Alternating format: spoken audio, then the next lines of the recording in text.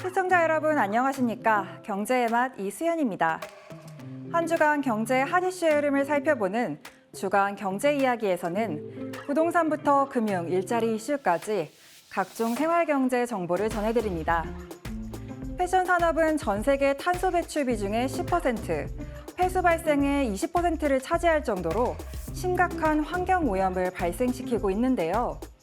이를 해결하기 위해 의류 재사용과 업사이클링을 활용하는 등 다양한 노력도 이어지고 있습니다. 이번 주 화제인에서는 폐의류를 자원으로 재활용해 환경 문제를 해결하고자 하는 스타트업 그린루프의 한강진 대표를 만나봅니다. 이어서 한국 바둑의 두 전설 조훈현과 이창호의 대결을 그린 영화 승부를 이번 주 스타엔터에서 소개해드리겠습니다. 그럼 경제의 맛 지금 시작합니다.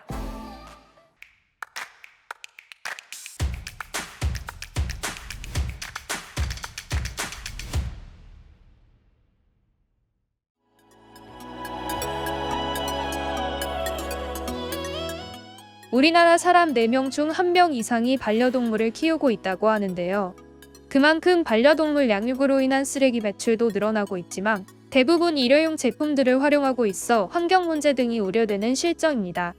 배변 패드뿐 아니라 배변 봉투, 물티슈, 장난감까지 재활용이 안 되는 일회용품 활용이 특히 늘었습니다. 농림축산식품부에 따르면 지난해 기준 국내 반려견은 약 499만 마리, 한 마리당 배변 패드나 봉투를 하루에 2에서 3장 정도 소모한다고 가정했을 때 1년에 전국에 버려지는 것만 50억 장이 넘을 것으로 추정되고 있습니다. 반려동물을 키우는 반려인들 사이에서도 자성의 목소리가 나오면서 자연 친화를 강조한 제품들도 속속 나오고 있습니다. 시중에는 생분해가 된다며 홍보하는 배변 봉투들도 많이 나와 있지만 생분해 전용 처리 시설이 한 곳도 없는 국내에서 완전한 자연 생분해 달성은 거의 불가능합니다. 실제로 지난해 부적절한 제품 표시 광고로 한국소비자원에 적발된 건수만 22건에 달합니다. 지난해 기준 국내 반려동물 양육 인구 비율은 전체의 28.6%. 나날이 늘어가는 양육 인구에 맞춰 친환경 대안과 순환경제 모델이 필요하다는 지적이 나옵니다.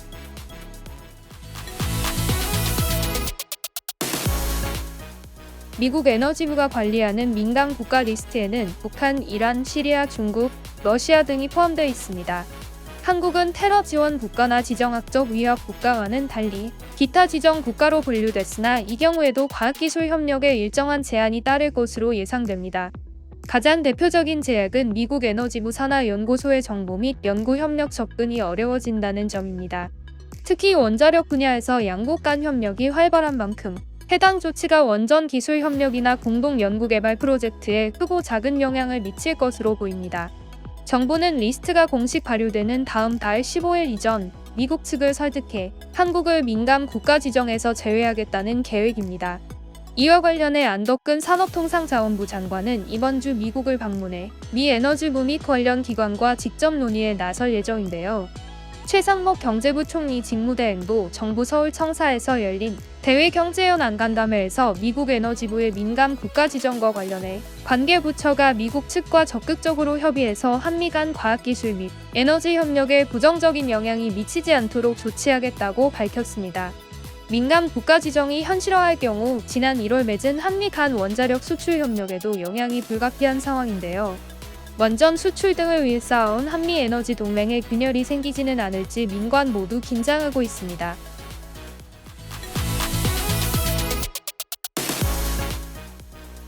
유연탄을 태워 전기를 생산하는 석탄화력발전소는 전국에 60곳. 단가는 저렴하지만 온실가스의 주범으로 지목되는데요.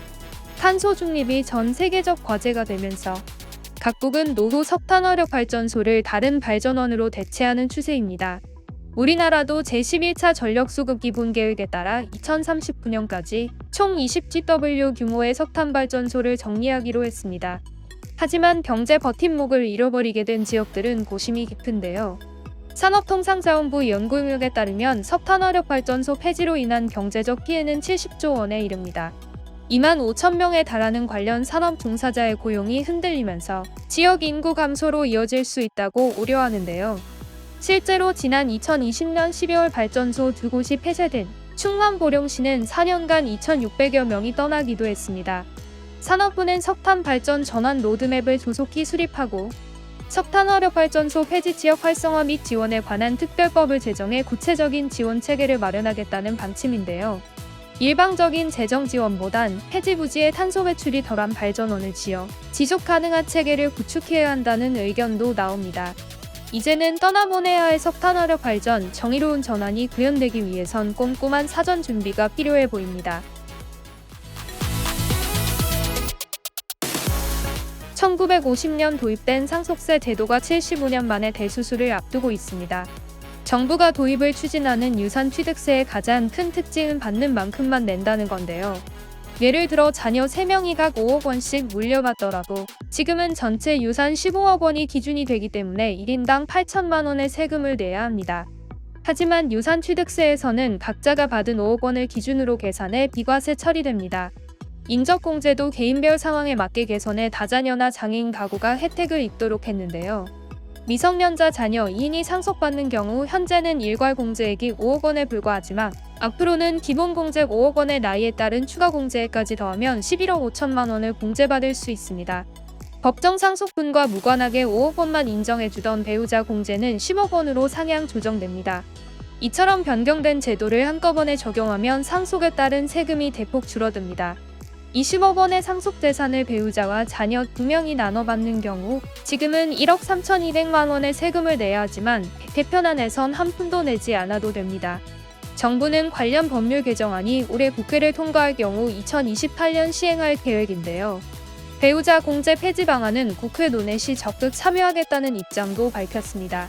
하지만 유산취득세 도입 시 연간 2조 원의 세수 감소가 예상되는 데다 유산 상속자의 7% 정도만 상속세를 내는 등 부자 감세 논란도 있어 국회 통과까지 진통이 예상됩니다.